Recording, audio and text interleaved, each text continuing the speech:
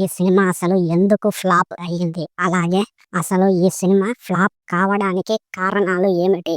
భారీ అంచనాల మధ్య రిలీజ్ అయ్యి ఇప్పుడు నెగెటివ్ టాక్‌తో ఎందుకు రన్ అవుతుంది? అలాగే సినిమాలో చేసినటువంటి మిస్టేక్ పాయింట్లు ఏమిటి? అనేటువంటిది ఇన్ డీటెయిల్‌గా రివ్యూలో తెలుసుకుందామన్నమాట. మొట్టమొదటిగా ఈ సినిమా ఫ్లాప్ కావడానికి మెయిన్ రీజన్ మన అల్లు అర్జున్ అన్నయ్య అన్నమాట. అసలు సినిమా చూస్తున్నప్పుడు మన అల్లు అర్జున్ అన్నయ్య యాక్టింగ్ బానే చేశాడు కానీ పాన్ పరాకులు అమ్ముకునేటోనిలాగా 5 నిమిషాలకోటి పాన్ పరాకైతే నములుతూ ఉంటాడనమాట.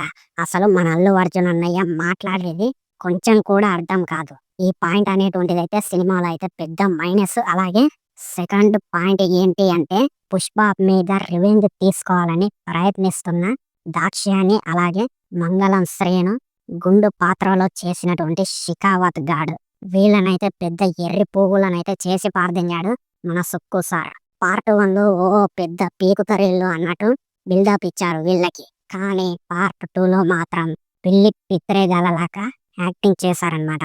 ముఖ్యంగా ఈ గుండు గాడి గురించి మాట్లాడుకోవాలి. అసలు వీణ్ణి ఎంత లేచ్ కమిన్ కుస్తేలాగా చూపించాడు అంటే పార్ట్ 1లో ఒకటి తక్కువైంది అని గులుగుతాడు కదా. అప్పుడే అనుకున్నాం మనం ఈ సినిమా చూసేటప్పుడు ఓరి నాయనో ఈడేంట్రా నాయన ఇలా ఉన్నాడు అని చెప్పి. కానీ పార్ట్ 2లో చూసుకున్నట్లయితే దొంగ పూకం లెక్క యాక్టింగ్ అయితే చేశాడనమాట. యాక్టింగ్ అనేది ఇరగదీయాలి కానీ ఈయనైతే యాక్టింగ్ అయితే దరిద్రం పూకం లాగా అయితే ఉంది.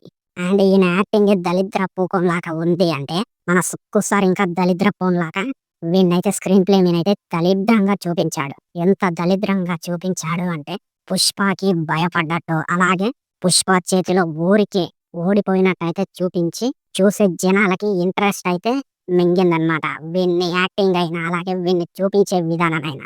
ఇది చూసిన తర్వాత అందరూ ఏమన్నారంటే వీడేం సినిమా నాయన వేస్ట్ పూకు సినిమా ఉంది, వీడో పెద్ద పీకుడు అని గప్పాలు కొట్టారు. ఈ పార్ట్ 2లో చూసుకున్నట్లయితే ఏం బాలేదు ఈయన యాక్టింగ్ అయితే. అసలు సుకుమార్ సార్కి దిమాకు ఏడుంది, ఇదే నాకు చూపించే తారీఖని అన్నారనమాట. అండ్ థర్డ్ రీజన్ వచ్చేసి ల్యాక్ సీన్స్. 3 hours 22 minutes అవసరం లేదు ఈ సినిమాకి.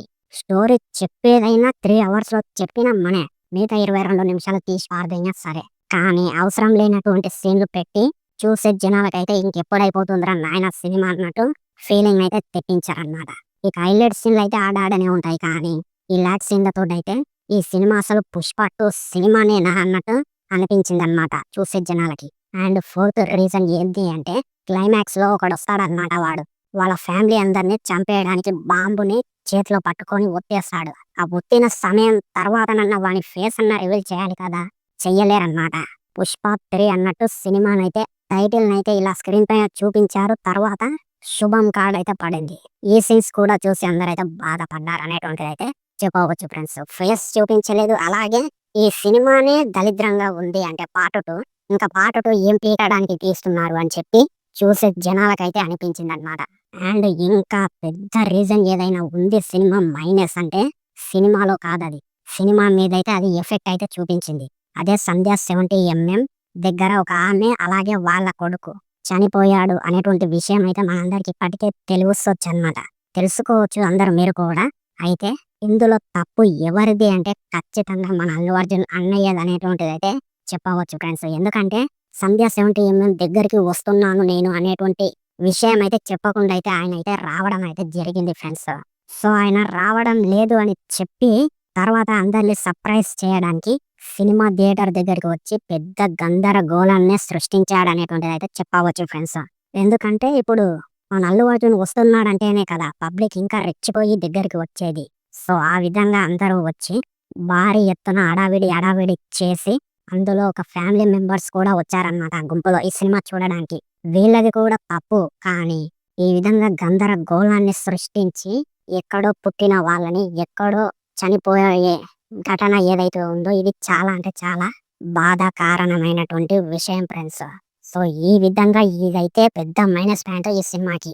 ఇప్పుడైతే ఎవడైతే సినిమా చూడొద్దు అని నెగిటివిటీని అయితే స్ప్రెడ్ చేస్తున్నారనమాట ఈ విషయాన్ని పట్టుకొని. సో ఇది ఫ్రెండ్స్, ఈ విధమైనటువంటి ఎన్ని పాయింట్లతో అయితే ఈ సినిమా అయితే నెగిటివ్ టాక్తో అయితే రన్ అవుతుంది.